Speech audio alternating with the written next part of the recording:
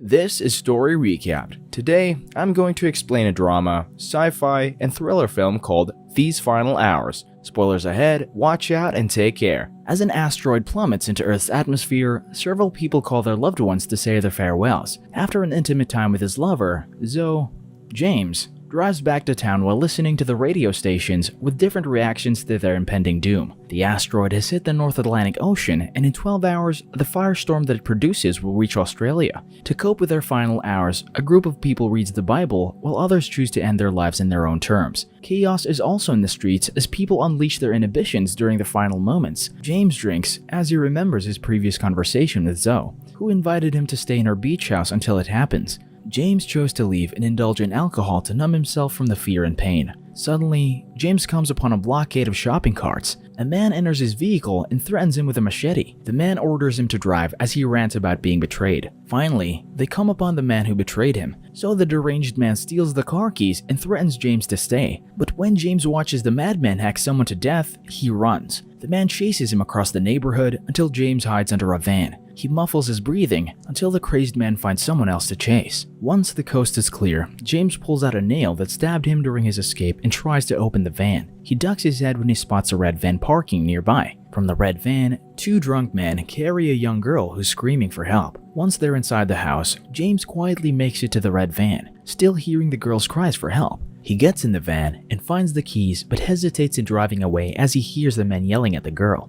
Torn by guilt, James picks up a hammer from the van and enters the house. James quietly searches the house until he finds the door where the girl is locked in. Suddenly, one of the men races to him, so James swings his hammer across his head. The other man strangles him from behind, so James hits him on the side. The man releases James but picks up a lamp and hits him. The larger man pins James on the floor, choking him with the lamp until James bites his finger. James reaches for his hammer, but the man negotiates to share the girl with him. Uninterested, James slams the hammer on his head. James breaks the locks on the door and assures the girl that he's there to help. He carries her outside, but she's too scared to get in the red van. She insists that she wants her father, but James yells that it's not safe to be out in the open, convincing her to get in the van. During the drive, the girl recounts how the drunk man tricked her by promising her to find her father. She then shares what her father looks like and that he was looking for petrol when they got separated. The girl mentions that her father burned down their house so that no one else could break in and live there. They were supposed to go to her aunt's house, where the rest of the family should be. Seeing that the van is nearly out of fuel, James contemplates what to do with the girl. 2 hours later, James listens to the radio, reporting that Central America, Mexico, and Canada are already gone. They found her father's car, so the girl honks the car while calling her father. James convinces her that her father isn't around, so she suggests heading to her aunt's to meet with him. James refuses because her aunt's house is too far, so he suggests taking her to his sister's house instead. The girl insists that she needs to be with her father when it happens, so James gets on the van alone. When he starts the car, the girl is left with no choice but to ride with him. Finally, the girl introduces herself as Rose.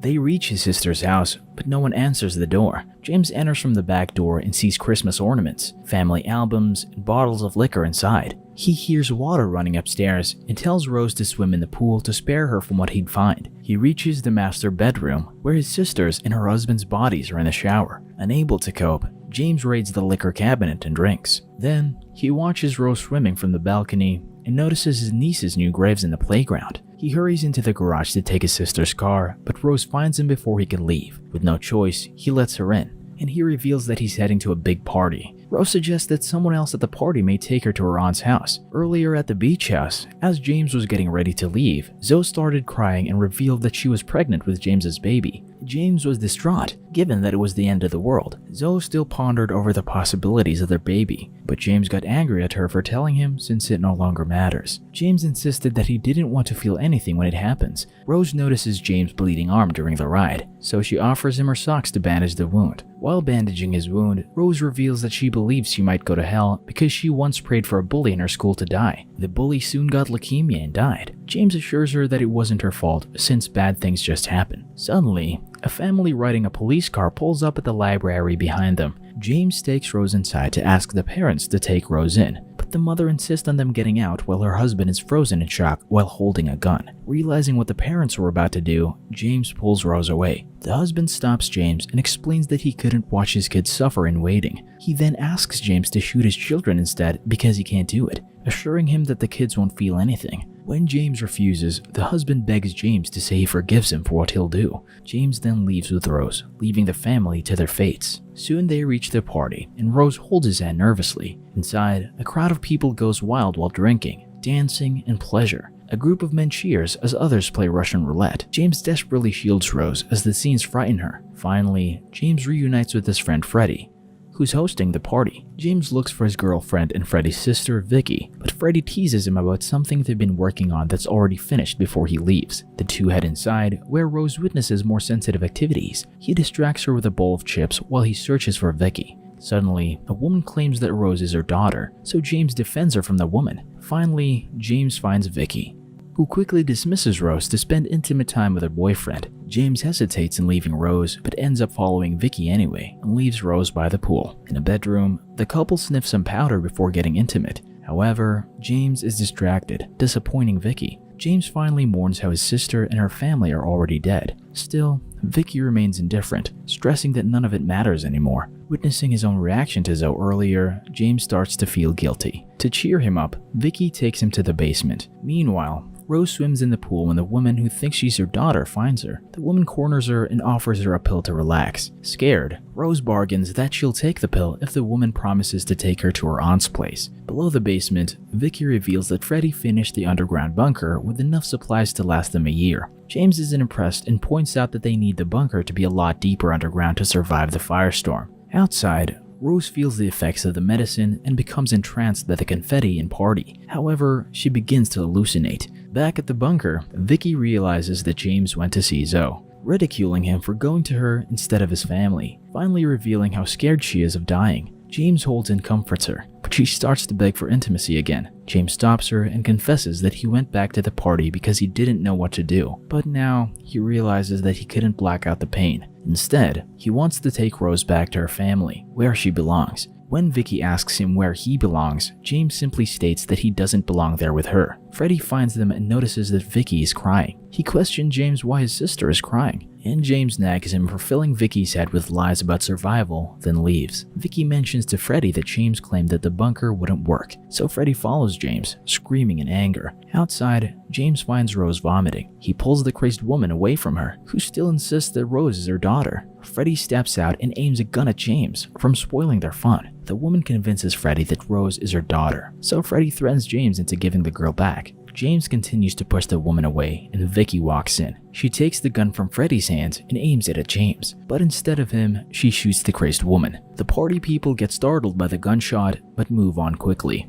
Vicky tells James to go, so he heads out, but finds their van is caught between more cars. He carries a barely conscious Rose into a tunnel and gets her to drink some water. Soon, they hear a man singing drunkenly near a cab. James steals the car and drives off. James takes Rose to his mother's house, where they change Rose's clothes and help her through her fever. James's mother scolds him for claiming he'll never come back to her, yet he still did. James argues that he planned on dropping by and that he didn't plan on having to care for Rose. Later, his mother asks about his sister, but James lies that he didn't see her. His mother recounts how she visited her yesterday, but no one answered the door. She calls her daughter selfish for keeping her grandkids away and blames her son-in-law. Not wanting his mother to think of his sister that way, James ends up lying that his sister and her family went away. He then asks for his mother's car, but she laughs at his sad attempt to help the girl. James argues that her inability to understand his desire to help Rose is not his problem. Finally, James's mother reveals that her car has been stolen. Despite their arguments,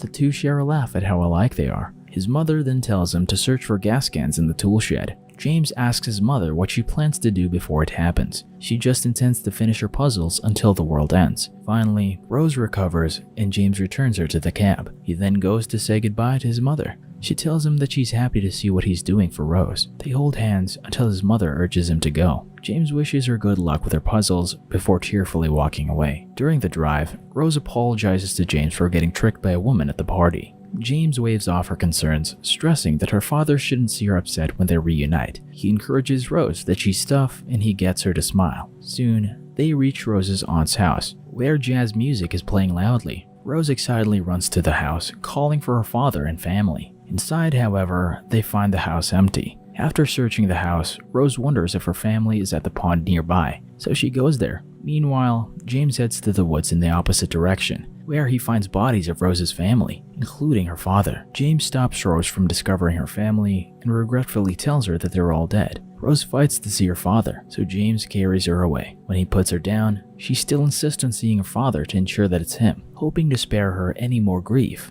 James carries her father's body out. Once she confirms that it's him, Rose grieves. James ushers her to leave, but she refuses, insisting that her father promised they'd be together when it happens. James and Rose take her father's body near the pond, where she decorates his body with flowers. James gives her the photograph of her family that she found in her father's body. He confesses that he could have been a father, since he got another woman pregnant. When Rose asks if the pregnant girl is prettier than Vicky, he agrees. He admits that he messed up when he left Zoe alone. Rose looks at the sky and assures James that there's still time to go back. The two share a hug and say their farewells before James walks away. James drives off, and Rose playfully chases after the car so they can see each other until the very last moment. Once she's out of sight, James quietly weeps in the car. With only minutes before the firestorm hits, James speeds his way back to the beach. However, the car overheats, so he runs the rest of the way under the scorching heat. When he gets there, he finds Zoe's house empty. James runs to the beach and finds Zoe watching the fiery storm looming closer. James reunites with Zoe, but she pushes him away in anger for leaving her alone. He begs her forgiveness and confesses his love for her.